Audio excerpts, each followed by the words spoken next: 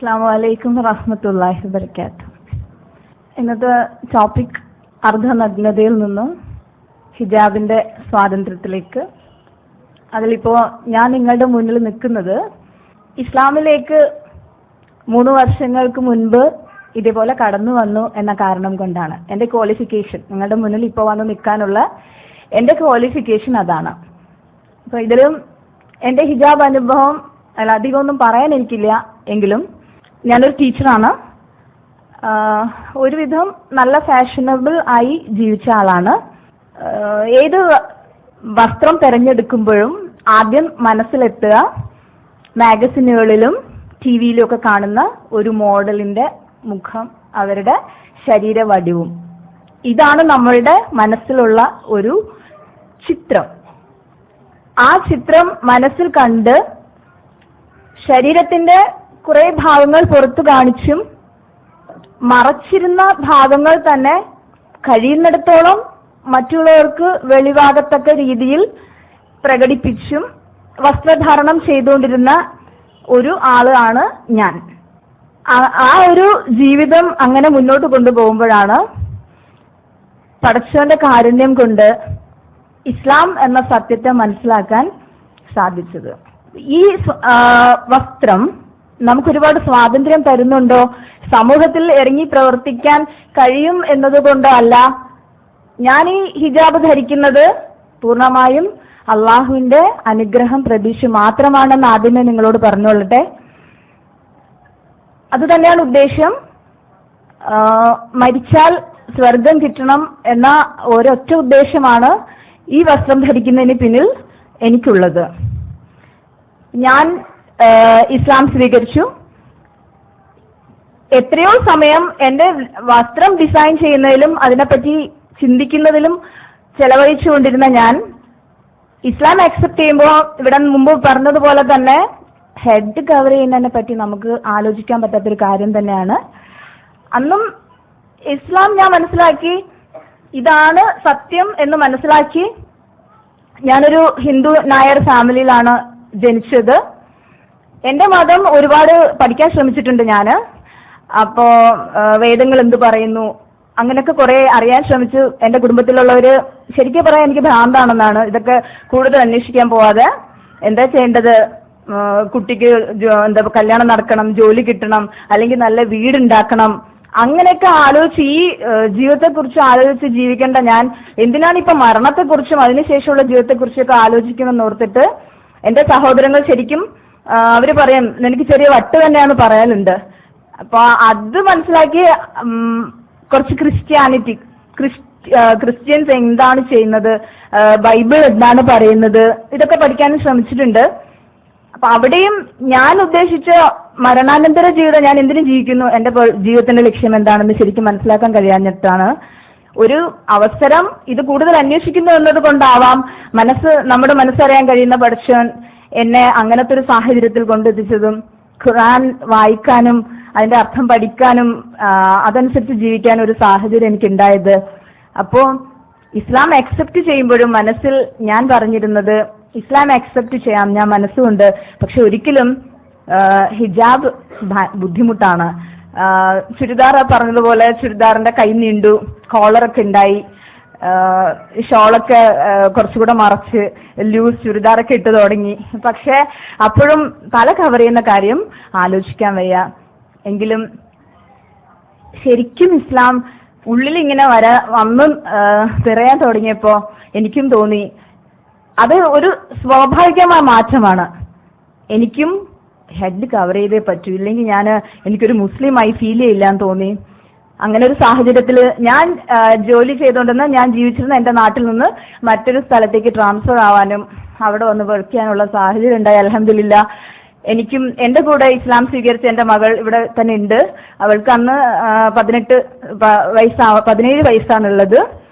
ഇപ്പോൾ അവള് 19 വയസ്സായിട്ടുണ്ട്. അവളും എൻ്റെ പോലെ തന്നെ ഞാനിടുന്ന പർദ്ദ തന്നെയാണ് അവളും ഇടുക.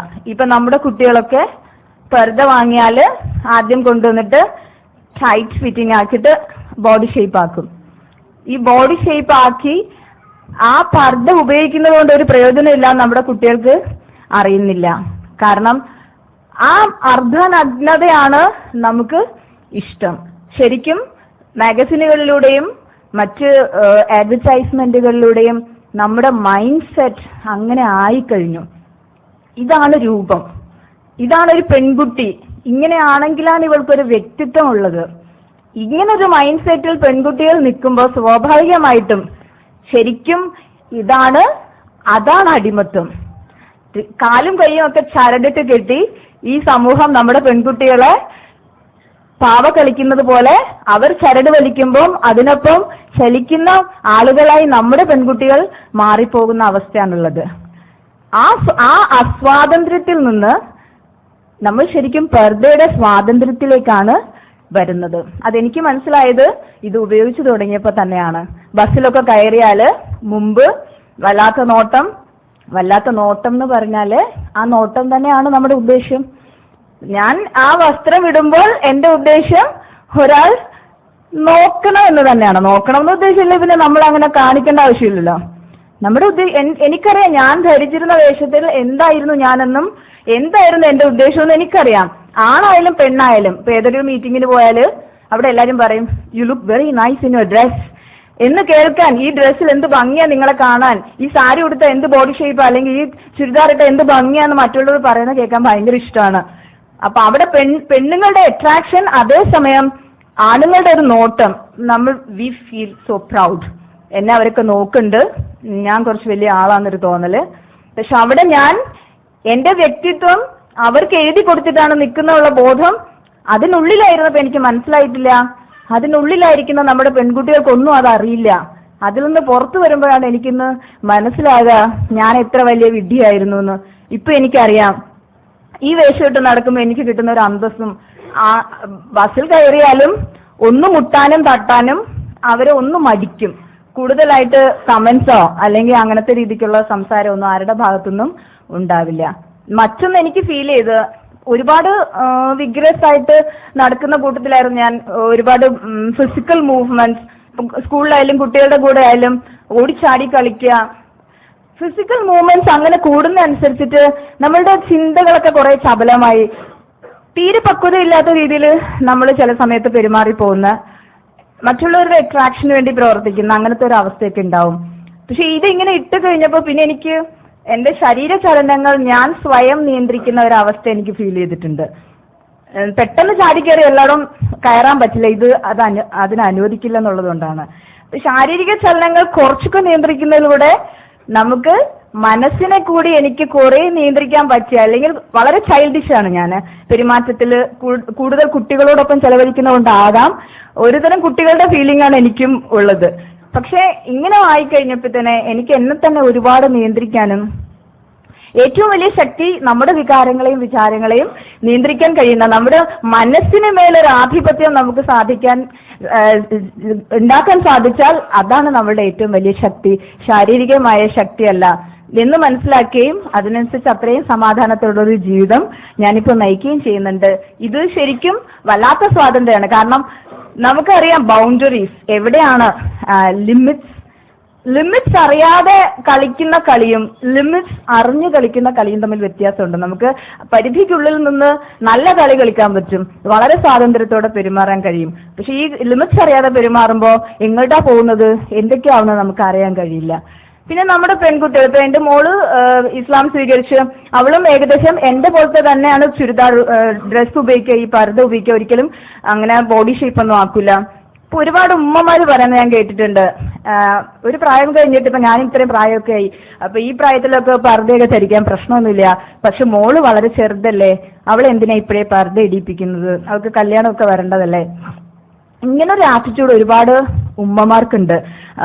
ചുരിദാറൊക്കെ ഇട്ട് ഒരുതും മറ്റുള്ളവർ കാണുന്ന നല്ല രീതിക്ക് നടന്നാലാണ് ഒരു കല്യാണം പെട്ടെന്ന് കിട്ടുക. നിങ്ങൾ ആലോചിച്ച് നോക്ക്, പർദ്ദ ഇടാതെ സ്വന്തം ശരീരം പുറത്ത് കാണിച്ച് നടക്കുന്ന ഒരു പെൺകുട്ടിയെ കല്യാണം കഴിക്കാൻ ആഗ്രഹിക്കുന്ന ഒരു ആൺകുട്ടിയുടെ മാനസികാവസ്ഥ എന്തായിരിക്കും? അവൻ സ്വന്തം ഭാര്യയുടെ ശരീര അവയവങ്ങൾ മറ്റുള്ളവർ കാണണം എന്ന് ആഗ്രഹിക്കുന്നുണ്ടെങ്കിൽ ആ ആൺകുട്ടി എങ്ങനെയുള്ള ആൺകുട്ടി ആയിരിക്കും? അവൻ ശരിയായ മുസ്ലിം ആണോ?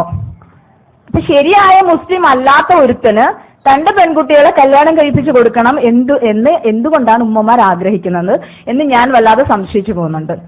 എല്ലാ ഉമ്മമാരും പറയുന്നുണ്ട്, നീ ഹിജാബ് ഇടണോ, വലിയ മസ്ത ഇടണോ, എന്ത് വേണമെങ്കിലും നീ ചെയ്തോ, പക്ഷെ കല്യാണത്തിന് ശേഷം. കാരണം ഒരു ചെറുക്കന് കിട്ടണമെങ്കിൽ അതാണ് വഴി.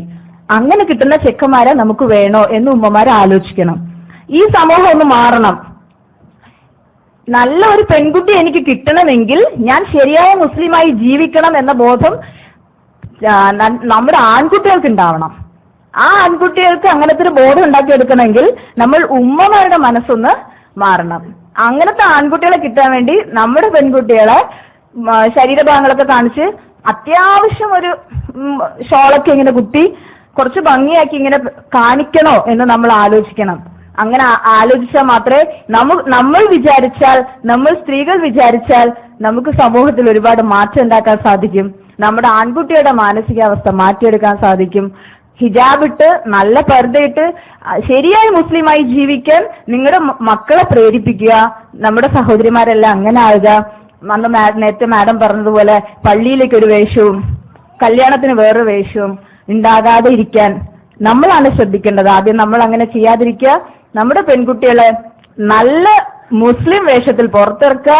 അത് കണ്ടിട്ട് കല്യാണം കഴിക്കാൻ വരുന്ന ആൺകുട്ടികൾക്ക് നമ്മുടെ പെൺകുട്ടികളെ കല്യാണം കഴിച്ചു കൊടുക്കുക. അപ്പൊ സമൂഹം സ്വാഭാവികമായും അവരുടെ ആറ്റിറ്റ്യൂഡ് മാറും. ആറ്റിറ്റ്യൂഡ് മാറാൻ വേണ്ടി നമുക്കെല്ലാം പഠിച്ചുകൊണ്ട് പ്രാർത്ഥിക്കാം.